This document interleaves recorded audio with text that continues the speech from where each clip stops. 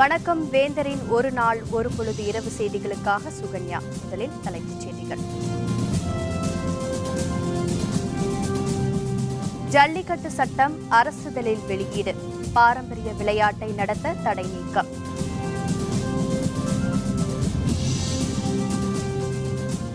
தொடரும் எண்ணெய் படலத்தால் சுற்றுச்சூழல் பாதிப்பு. அறிவியல் பூர்வமாக எண்ணெய் படலத்தை அகற்ற வலியுறுத்தல்.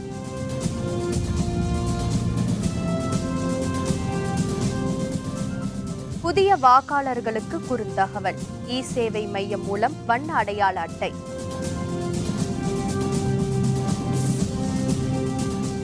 அரசியல் வெற்றிடத்தை நிரப்புவதற்கான வாய்ப்பு.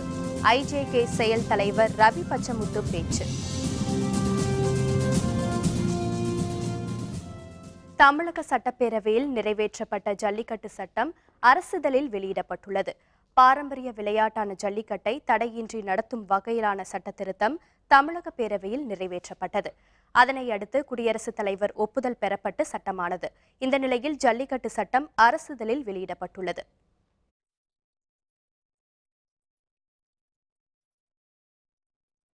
பஞ்சாப் மாநில பேரவைக்கு நாளை மறுநாள் தேர்தல் நடைபெற இருப்பதால் அனல் பறக்கும் பிரச்சாரம் நிறைவுற்றது. பஞ்சாப் மாநில சட்டப்பேரவையில் மொத்தம் உள்ள 117 தொகுதிகளுக்கு ஒரே கட்டமாக நாளை மறுநாள் தேர்தல் நடைபெறுகிறது. ஆளும் அகாலிதளம் பாரதிய ஜனதா கூட்டணி ஆட்சியை தக்க வைத்துக் கொள்ள தீவிர பிரச்சாரத்தில் ஈடுபட்டது. காங்கிரஸ் கட்சி மீண்டும் ஆட்சியை கைப்பற்றும் வகையில் வியூகங்களை வகுத்து தேர்தல் களத்தில் தீவிரமாக இறங்கியது. கடந்த மக்களவைத் தேர்தலில் 4 தொகுதிகளில் வெற்றி பெற்ற ஆம் ஆத்மியும் பேரவைத் தேர்தலில் வெற்றி பெறும் வகையில் பிரச்சாரம் மேற்கொண்டது. இதனிடையே நாளை மறுநாள் வாக்குப்பதிவு நடைபெறுவதையொட்டி மாலை 5 மணியுடன் பிரச்சாரம் நிறைவு பெற்றது. வாக்குப்பதிவுக்கான இறுதிக்கட்ட ஏற்பாடுகளை தேர்தல் ஆணையம் முனைப்புடன் மேற்கொண்டுள்ளது. அனைத்து தொகுதிகளிலும் பாதுகாப்பு ஏற்பாடுகள் தீவிரப்படுத்தப்பட்டுள்ளன. நாளை மறுநாள் பதிவாகும் வாக்குகள் மார்ச் 11ஆம் தேதி எண்ணப்படுகின்றன. இதேபோல் கோவா மாநிலத்தில் மொத்தம் உள்ள 40 தொகுதிகளும் நாளை மறுநாள் ஒரே கட்டமாக தேர்தல் நடைபெறுகிறது. ஆளும் பாரதிய ஜனதா கட்சி ஆட்சியை தக்க வைத்துக் கொள்ளும் விதத்தில் தீவிர பிரச்சாரத்தில் ஈடுபட்டது. எதிர்க்கட்சியான காங்கிரஸ் மீண்டும் ஆட்சியை கைப்பற்றும் நோக்கில் தேர்தல் பிரச்சாரத்தை தீவிரப்படுத்தியது. இதனிடையே நாளை மறுநாள் நடைபெறும் வாக்குப்பதிவுக்கான ஏற்பாடுகளை தேர்தல் ஆணையம் மேற்கொண்டுள்ளது.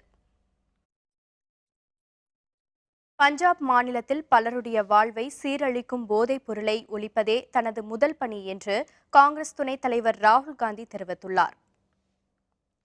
பஞ்சாப் மாநில பேரவைத் தேர்தலையொட்டி அமிர்த்சரஸ் பகுதியில் இறுதிக்கட்ட தேர்தல் பிரச்சாரத்தில் ராகுல் காந்தி ஈடுபட்டார்.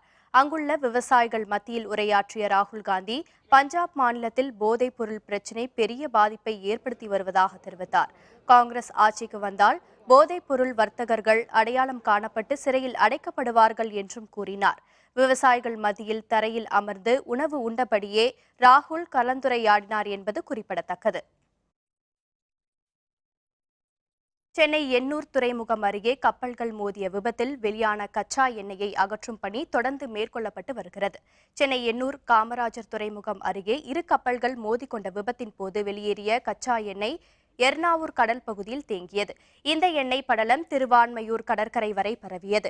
இதனை அகற்றும் பணியில் தீயணைப்புத் துறையை சேர்ந்த 500க்கும் அதிகமான வீரர்கள் ஈடுபடுத்தப்பட்டுள்ளனர். இதுவரை 110 டன் அளவிற்கு கடலில் மிதந்த எண்ணெய் படலம் அகற்றப்பட்டுள்ளது. கடல் நீரில் மிதக்கும் டீசல் படிமத்தால் அந்த பகுதியில் காற்றில் பரவி இருக்கும் எண்ணெய் படலத்தால் மக்களுக்கு பாதிப்பு ஏற்பட்டுள்ளது. இந்த எண்ணெய் படலத்தால் கடல்வாழ் உயிரினங்களுக்கு பாதிப்பு ஏற்பட்டுள்ளது. எனவே எண்ணெய் படலத்தை அகற்றும் பணியை விரைவாக மேற்கொள்ள வேண்டும் என மக்கள் கோரிக்கை விடுத்துள்ளனர்.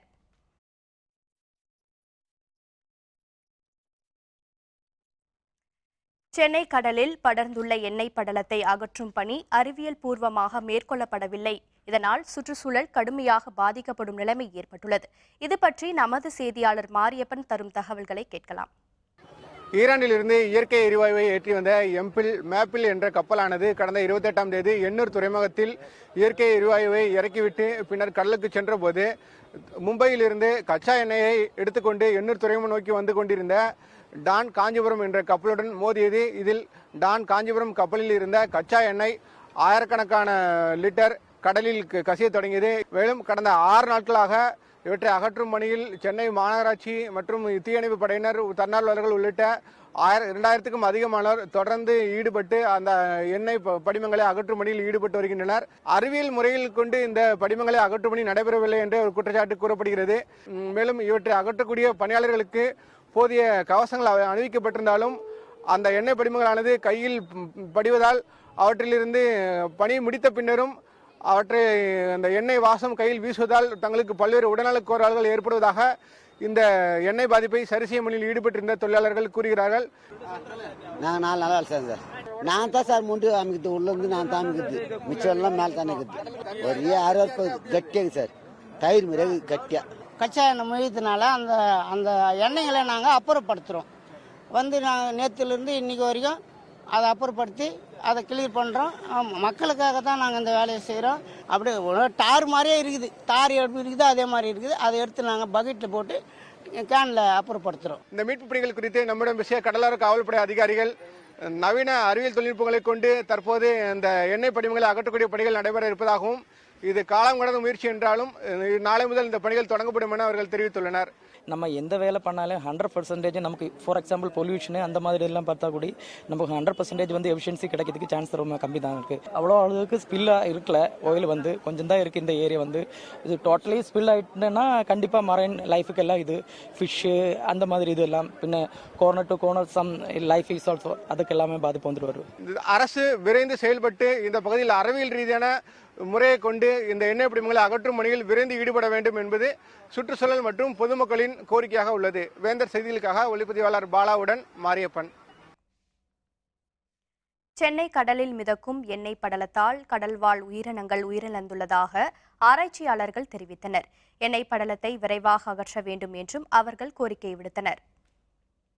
இது கச்சா எண்ணெய் சொல்லிட்டு எல்லாருக்குமே தெளிவாகவே தெரியும். பட் அதை சொல்கிறதுக்கே அவங்க கண்டுபிடிச்சி ஆய்வு பண்ணி தான் சொல்லணும்னு சொல்கிறது கூட ரொம்ப வேதனையான ஒரு விஷயமா இருந்தது. இது போல் செயல் மறுபடியும் தொடர்ந்துச்சுன்னா கண்டிப்பாக மீன் வளம் இல்லை, எந்த வளமும் இருக்காது. ஆனால் இதை எப்படி கையாள போகிறாங்கன்னு சொல்லிட்டு இன்றைக்கி வரைக்கும் எந்த ஒரு ப்ரெஸ் ஸ்டேட்மெண்ட்டும் வரல. காமராஜ் போர்ட்டும் அதை எதுவும் சொல்லலை, டிஎன்பிசிபியும் இதுக்கு பொறுப்பெடுக்கலை. அதனால் அதை நினச்சா வருத்தமாக இருக்குது. கோஸ்ட் கார்டு கிட்ட தண்ணியில் இருக்கிறத புறத்தையும் அப்படியே அந்த ஆயிலை புறத்தையும் எடுக்கிறதுக்கு உண்டான வழிமுறைகள் பூரா அவங்கக்கிட்ட தான் இருக்குது. அவங்க தான் செய்ய முடியும், அவங்க தான் செய்யணும். ஆனால் கடற்கரை ஓரத்தில் இருக்கக்கூடிய இந்த தார்பால் மாதக்கணக்காக அப்படியே தான் இருக்கும். அதை நம்ம எடுக்கலைன்னா கடல்வாழ் உயிரினங்களுக்கும் மனிதர்களுக்கும் பெரிய தீவை உண்டாக்கக்கூடியது. எண்ணூர் துறைமுகத்தில் கப்பல்கள் மோதிய விபத்தை அடுத்து கச்சா எண்ணெய் தொடர்ந்து வெளியேறக் கொண்டிருப்பதால் பாதிப்பின் தன்மை குறித்து ஹெலிகாப்டர் மூலம் அலுவலர்கள் ஆய்வு செய்து வருகின்றனர். மேலும் செத்து கரை ஒதுங்கும் மீன்களை அகற்றும் பணியும் தொடர்ந்து நடைபெற்று வருகிறது. எண்ணெய் படலத்தை நவீன முறையில் அகற்ற மத்திய மாநில அரசுகள் உரிய நடவடிக்கை எடுக்க வேண்டும் என அந்த பகுதி மீனவர்கள் தமிழக அரசுக்கு கோரிக்கை விடுத்தனர். மீன்பிடி தொழிலுக்கு கடந்த 6 நாட்களாக செல்ல முடியாததால் உரிய இழப்பீடு வழங்க வேண்டும் எனவும் அவர்கள் தெரிவித்தனர். சென்னை கடலில் பரவியுள்ள எண்ணெய் படலம் பற்றி மத்திய அரசு விசாரணை நடத்த வேண்டும் என்று திமுக எம்பி கனிமொழி கோரிக்கை விடுத்துள்ளார்.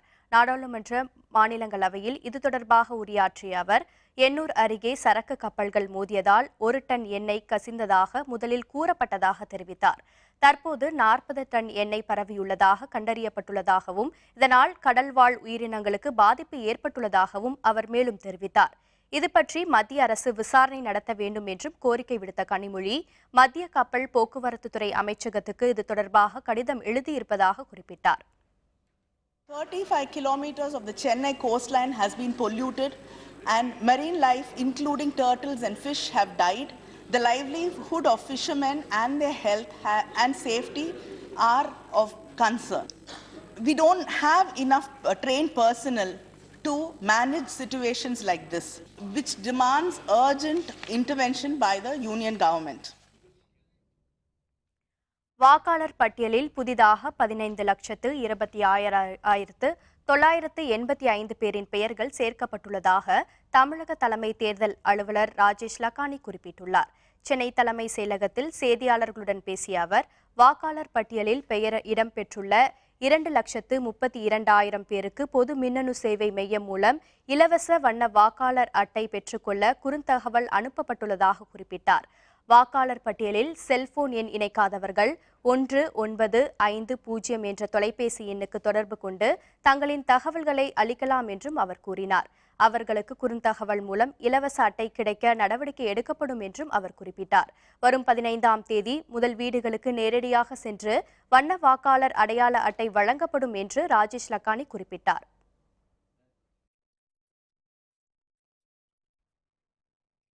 தமிழக அரசியலில் பெரிய வெற்றிடம் ஏற்பட்டுள்ளதாகவும் இந்த வெற்றிடத்தை இந்திய ஜனநாயக கட்சி முயன்றால் நிரப்ப முடியும் என இந்திய ஜனநாயக கட்சியின் செயல் தலைவர் ரவி பச்சமுத்து குறிப்பிட்டுள்ளார். சேலம் மாவட்டம் மளியக்கரையில் SRM குழுமத்தில் பணியாற்றி வரும் வி செல்வகுமார் ஜனனி ஆகியோரின் திருமணத்தை இன்று இந்திய ஜனநாயக கட்சியின் செயல் தலைவர் ரவி பச்சமுத்து தலைமையேற்று நடத்தி வைத்தார். பின்னர் விழாவில் மணமக்களை வாழ்த்தி பேசிய ரவி பச்சமுத்து, தமிழகத்தில் திமுக மற்றும் அதிமுகவை தவிர்த்து மக்கள் நல்லாட்சியை எதிர்பார்த்து கொண்டிருக்கிறார்கள் என்று குறிப்பிட்டார். சென்னை மெரினா கடற்கரையில் தற்போது 144 தடை உத்தரவு பிறப்பித்துள்ளது பற்றி குறிப்பிட்ட அவர், தமிழகத்தில் ஏற்பட்டுள்ள அரசியல் வெற்றிடத்தை இந்திய ஜனநாயக கட்சி நினைத்தால் நிச்சயம் நிரப்ப முடியும் என்றும் குறிப்பிட்டார். இன்னைக்கு தமிழ்நாட்டில் அரசியலில் பெரிய வேக்கன்சி இருக்குது. இன்னைக்கு ஏடிஎம்கேவாக இருந்தாலும் சரி, டிஎம்கேவாக இருந்தாலும் சரி, மக்கள் இந்த ரெண்டு கட்சியுமே புறக்கணிச்சிட்டு தான் இளைஞர்கள் புதுசாக இன்றைக்கு ஒரு போராட்டத்தை வாங்கினாங்க. இப்போ கூட 144 பீச்சில் போட்டிருக்கிறாங்க. அதுக்கு என்ன காரணம்னா, அவர்களுக்குள் உள்ளிருக்கின்ற ஒரு பயம் என்னவென்றால் புதிய அரசியல் கட்சிகள் தொடங்கப்படும், அதில் இளைஞர்களும் மற்ற புதியவர்களும் வந்து விடுவார்கள் என்று அவர்கள் நினைக்கின்றார்கள். இந்த சமயத்திலே நாம் நமது கட்சியை கரெக்டாக கொண்டு போனோம்னா மக்களிடையே கொண்டு போய் சேர்க்கலாம். இது பெரிய காரியமில்லை. நாம் செய்ய போகிறதும் நல்ல காரியம். மக்கள் தேடுகிறதும் நல்ல ஆட்சியை தேடுறாங்க, நல்ல ஒரு சாதிச்சவங்களை தேடுறாங்க. அப்படி சாதிச்சவங்கன்ற போது வேந்தரை தவிர வேறு எவரும் இருக்க முடியாது. தமிழகத்தில் ஜல்லிக்கட்டுக்கு ஆதரவாக நடைபெற்ற இளைஞர்களின் போராட்டத்தை கண்டு நாடே வியந்து போனது என்றும் அந்த வழியில் நாமும் இணைந்து பணியாற்றினால் நிச்சயம் சாதிக்க முடியும் என்றும் குறிப்பிட்டார். மேலும் அரசியல் மற்றும் தொழில் வளர்ச்சியில் ஏற்பட்டுள்ள காழ்ப்புணர்வின் காரணமாகவே இந்திய ஜனநாயக கட்சியின் நிறுவனர் தலைவரான டாக்டர் பாரிவேந்தர் மீது தேவையற்ற வீண் பழிகளை பாட்டாளி மக்கள் கட்சியின் நிறுவனர் மருத்துவர் ராமதாஸ் சுமத்தி வந்தார் என்றும் ரவி பச்சமுத்து குறிப்பிட்டார். இப்போ இந்த ஜல்லிக்கட்டுக்கு பார்த்தீங்கன்னா சென்னையில் நடந்தது. சென்னையில் ஃபுல்லாக மெரினால் நானும் கலந்துக்கிட்டேன். அப்படி கலந்து இருக்கும்போது பார்த்தீங்கன்னா எப்படி இந்த ஜல்லிக்கட்டு ஆரம்பிச்சது, எந்த மூலையில் இருந்ததுன்னு யாருக்குமே தெரியல. இன்னைக்கு தமிழ்நாட்டையே கலக்கி டெல்லி வரைக்கும் கலக்கி கொண்டு வந்தாங்க. அது ஒரு இளைஞர்களின் ஒற்றுமை. அந்த இளைஞர்களின் ஒற்றுமையை பார்த்து பெரியோர்களும் மீடியாக்களும் மற்ற இதில் சமுதாயம், எந்த சமுதாயம் என்றே பார்க்காமல் பலர் அதுக்கு ஒத்துழைத்தார்கள். அதேபோல் இன்று நாமும் நமது சமுதாயமும் நமது கட்சி பொறுப்பாளர்களும் சேர்ந்து இணைந்து ஒர்க் பண்ணா இன்னைக்கு சாதிக்க முடியாதது எதுவுமே கிடையாது. இந்திய ஜனநாயக கட்சியை பொறுத்த வரைக்கும் நான் சென்ற இடமெல்லாம் சிறப்பு இருக்கு, வரவேற்பு இருக்குது, எல்லாம் அவங்களுக்குள்ள ஒற்றுமை இருக்குது.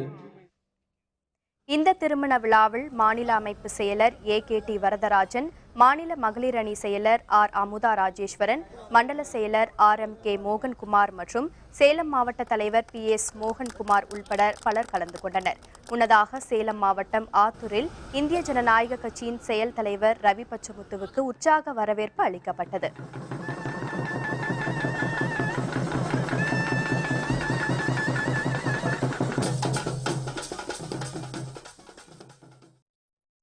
ஏர்செல் மேக்சிஸ் முறைகேடு வழக்கில் குற்றம் சாட்டப்பட்ட முன்னாள் மத்திய அமைச்சர் தயாநிதி மாறன் உள்ளிட்ட அனைவரையும் டெல்லி CBI சிறப்பு நீதிமன்றம் விடுவித்துள்ளது. மத்திய தொலைத்தொடர்புத்துறை அமைச்சராக தயாநிதி மாறன் பதவி வகித்த போது ஏர்செல் நிறுவனத்தை மிரட்டி அதன் பங்குகளை மலேசியாவின் மேக்சிஸ் நிறுவனத்துக்கு முறைகேடாக விற்பனை செய்ததாக புகார் எழுந்தது. இது தொடர்பான வழக்கு விசாரணை டெல்லி பாட்டியாலா CBI சிறப்பு நீதிமன்றத்தில் நடைபெற்றது. இந்த வழக்கில் ஏற்கனவே குற்றப்பத்திரிகை தாக்கல் செய்யப்பட்டிருந்தது. இதனிடையே வழக்கு தொடர்பாக எவ்வித ஆதாரமும் இல்லாததால் வழக்கிலிருந்து அனைவரும் விடுவிக்கப்படுவதாக டெல்லி CBI சிறப்பு நீதிமன்ற நீதிபதி OP சைனி தெரிவித்தார். மேலும் ஏர்செல் மேக்சிஸ் விவகாரம் தொடர்பாக அமலாக்கத்துறை மற்றும் சிபிஐ தொடர்ந்த வழக்கையும் நீதிபதி சைனி தள்ளுபடி செய்தார். இதனிடையே மேல்முறையீடு செய்யப்போவதாக அமலாக்கத்துறை சார்பில் தெரிவிக்கப்பட்டுள்ளது.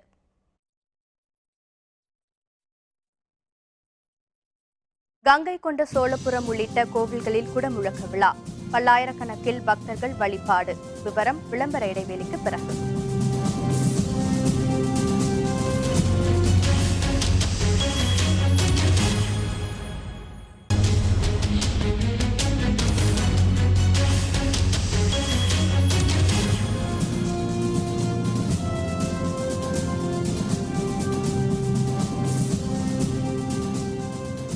செய்திகள் தொடர்கின்றன. கிருஷ்ணகிரி மாவட்டம் ராயக்கோட்டை அருகே கிணற்றில் விழுந்த யானையை வனத்துறையினர் நீண்ட போராட்டத்திற்கு பின்னர் மீட்டனர். ராயக்கோட்டையை அடுத்த வேப்பளம்பட்டி பகுதியில் உள்ள விவசாய நிலம் அருகே உள்ள வனப்பகுதியிலிருந்து நேற்று இரவு சுமார் 40 யானைகள் கூட்டமாக வந்துள்ளன. அதில் 10 வயது யானை ஒன்று விவசாய நிலத்தில் உள்ள கிணற்றில் விழுந்தது. அதிகாலையில் அப்பகுதிக்கு சென்ற சிலர் அளித்த தகவலை அடுத்து அங்கு வந்த வனத்துறையினர் யானையை மீட்கும் பணியில் ஈடுபட்டனர். கிணற்றை சமப்படுத்தி யானையை மீட்க நிலத்தின் உரிமையாளர் மறுப்பு தெரிவித்தார். கால்நடைத்துறை அமைச்சர் பாலகிருஷ்ண ரெட்டி அவருடன் பேச்சுவார்த்தை நடத்திய பின்னர் ஒப்புதல் தெரிவித்தார். அதனையடுத்து 3 பொக்லைன் எந்திரங்கள் மூலம் வனத்துறையினர் யானையை மீட்டனர். ஊடகத்திற்கும் காப்பு காட்டில் முகாமிட்டிருந்த 45 யானைகளில் அதில் ஒரு பெண் யானையானது உள்ளட்டியில் உள்ள திறந்தவெளி கிணற்றில் தவறுதலாக விழுந்து உயிருக்கு போராடிய நிலையில் இருந்தது. உடனடியாக இந்த மீட்பு பணி மேற்கொள்ளப்பட்டு நல்ல முறையில் தற்போது யானை பாதுகாப்பாக காப்பு காட்டுக்கு சென்றுள்ளது. மதுரை மாவட்டம் அவன்யாபுரத்தில் ஜல்லிக்கட்டு போட்டிகள் நடத்த விருப்பத்தை அடுத்து காளைகள் பதிவு மற்றும் போட்டிக்கான ஏற்பாடுகள் முனைப்புடன் நடைபெறுகின்றன. மதுரை மாவட்டம் அவன்யாபுரத்தில் வரும் 5ஆம் தேதி ஜல்லிக்கட்டு போட்டிகள் நடத்தப்படுவதாக அறிவிக்கப்பட்டுள்ளது. இந்த நிலையில் போட்டிகளை நடத்துவதற்கான அழைப்புதல் வழங்குவது, காளைகளை பதிவு செய்வது, வாடிவாசல் அமைப்பது உள்ளிட்ட பணிகள் முனைப்புடன் நடைபெற்று வருகிறது. ஜல்லிக்கட்டு போட்டிகளை பார்ப்பதற்கு 20,000 பேருக்கு மேல் வருபவர் என்று எதிர்பார்க்கப்படும் நிலையில் பாதுகாப்பு உள்ளிட்ட ஏற்பாடுகள் செய்யப்பட்டு வருகிறது. அவனியாபுரத்தில் வாடிவாசல் கட்டுவது, பேரிக்காடு அமைப்பது, பல்வேறு வேலைகள் தீவிரமாக நடந்து கொண்டிருக்கிறது. அவனியாபுரம் ஜல்லிக்கட்டுக்கு பொதுமக்கள் பார்வையாளர்கள் சுமார் ஒரு 20,000 பேர் இதில் பங்கேற்பார்கள். மாடுபிடி வீரர்கள் ஒரு 400 பேர் வருவார்கள். மாடுகள் ஒரு 600 மாடுகள் இதில் கலந்து கொள்ளும். அவனியாபுரத்தில் வாடிவாசல் கட்டி மக்கள் எல்லோரும் ஒரு ஜல்லிக்கட்டு திருவிழாவை கொண்டாட ஆர்வமாக உள்ளார்கள். அந்த திருவிழா வெறு விமர்சையாக கொண்டாடுவதற்கு ஆயுத பணிகளை செய்து கொண்டிருக்கின்றோம். இந்த ஜல்லிக்கட்டு விழாவிற்கு முழு ஒத்துழைப்பு கொடுத்த உலக தமிழர்கள், மாணவியர்கள் அனைவருக்கும் ஜல்லிக்கட்டு விழா குழுவின் சார்பாக எங்களது நெஞ்சார்ந்த நன்றியினை காணிக்கையாக்கின்றோம். இந்த போட்டாவை 2 போட்டாவை கால்நடை மருத்துவர்கிட்ட ஒரு சீல் குத்தி வாங்கிட்டு சொல்கிறாங்க. டோக்கன் இப்போ பிறப்பிக்கலை. இது பழையபடிக்கு கேஸ் போடுறதுக்கான வாய்ப்புகள் அவங்க இருக்குது. அதனால 2 போட்டா நம்ம கொடுத்தா நல்லது அப்படின்னு சொல்லி எங்களை கேட்டு வாங்கியிருக்காங்க சார். டோக்கன் என்ன அதை பற்றி நான் கொடுக்கல. நாங்கள் மாட்டோட போட்டாவை 2 போட்டாவை அந்த பின்னால் சீல் குத்தி தர்றாங்க சார். இந்த மாதிரி தர்றாங்க. இப்போ தான் இது நடந்துகிட்டு இருக்குது சார். இந்த புதுக்கோட்டை மாவட்டம் மெய்வழி சாலை என்ற கிராமத்தில் உடல்நலக்குறைவால் மரணமடைந்த கோயில் ஜல்லிக்கட்டு காளைக்கு மக்கள் கண்ணீர் அஞ்சலி செலுத்தினர். மெய்வழி சாலை என்ற கிராமத்தில் கோயில் ஜல்லிக்கட்டு காளை 20 ஆண்டுகளில் 1000க்கும் அதிகமான ஜல்லிக்கட்டு போட்டிகளில் கலந்து கொண்டு பரிசுகளை வென்றுள்ளது. சில மாதங்களாக நோயினால் பாதிக்கப்பட்டு சிகிச்சை பெற்று வந்த நிலையில் காளை உயிரிழந்தது. பின்னர் ஊர்வலமாக எடுத்து செல்லப்பட்டு மலர் தூவி அடக்கம் செய்யப்பட்டது.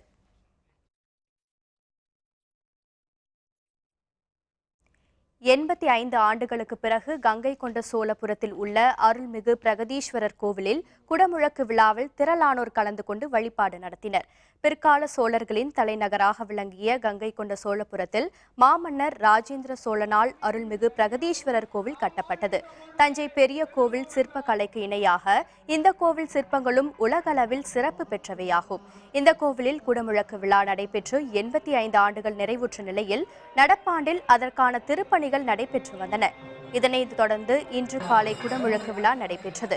இதனையொட்டி யாகசாலையில் ஆராதனை செய்யப்பட்ட புனித நீர் கலசங்கள் மேலதாளம் முழங்க ஊர்வலமாக கோவில் வளாகத்தை சுற்றி எடுத்து செல்லப்பட்டது. பின்பு சிவாச்சாரியர்கள் வேத மந்திரம் முழங்க கருவறைக்கு மேல் உள்ள கோபுர விமானத்தில் உள்ள கலசங்களுக்கு புனித நீர் ஊற்றப்பட்டு குடமுழக்கு விழா சிறப்பாக நடைபெற்றது.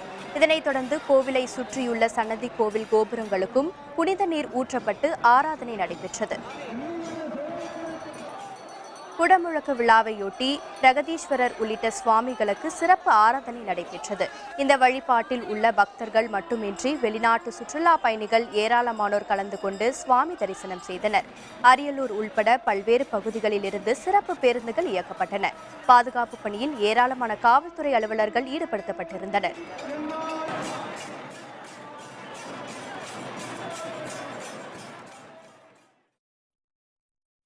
திருப்பைஞீலி அருள்மிகு ஸ்ரீ லிவனேஸ்வரர் கோவிலில் நடைபெற்ற குடமுழக்கு விழாவில் திரளான பக்தர்கள் கலந்து கொண்டு தரிசனம் செய்தனர். திருச்சி மாவட்டம் மண்ணச்சநல்லூரை அடுத்த திருப்பைஞீலியில் புகழ்பெற்ற லிவனேஸ்வரர் கோவிலில் உள்ளது.